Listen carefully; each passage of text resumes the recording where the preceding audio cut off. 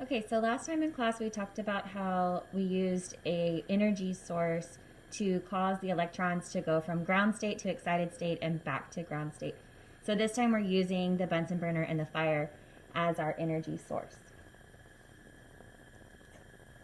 So the first one that we're going to do is cobalt chloride.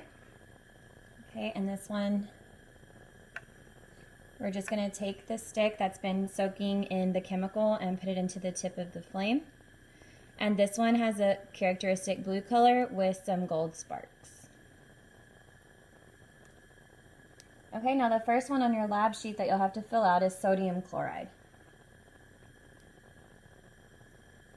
Sodium chloride burns orange. Next we have calcium chloride. And calcium chloride burns orange as well. This one's a little bit darker orange.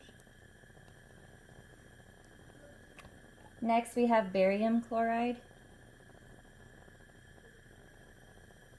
And this one burns yellow.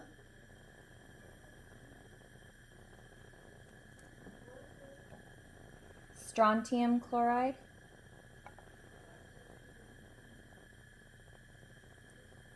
And this one burns red.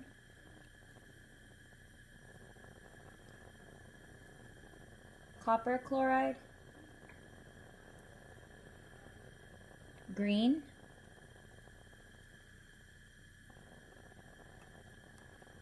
Lithium chloride.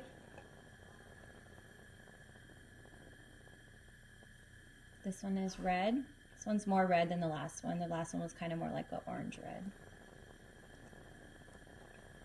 And then potassium chloride. Potassium chloride burns kind of a violet color, but you might also see some orange in there. And in order to get out the orange light, what we do is we use what's called a cobalt glass. The cobalt glass is like a blue thin glass that kind of keeps out the orange colored light, so that way you can see the pure color of the violet. So I'm going to show the potassium again through the cobalt glass. And it's a pure violet color.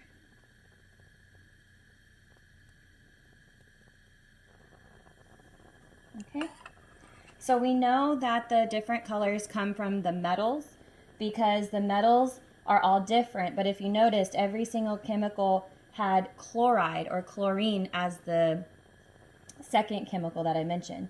So sodium chloride, calcium chloride, barium chloride, strontium chloride, copper chloride, lithium chloride, potassium chloride. So we know that the difference comes from the metal and not the non-metal. Each one of these will have a different wavelength of color, so make sure that you check your chart to know what wavelength the color represented. Okay, that's all.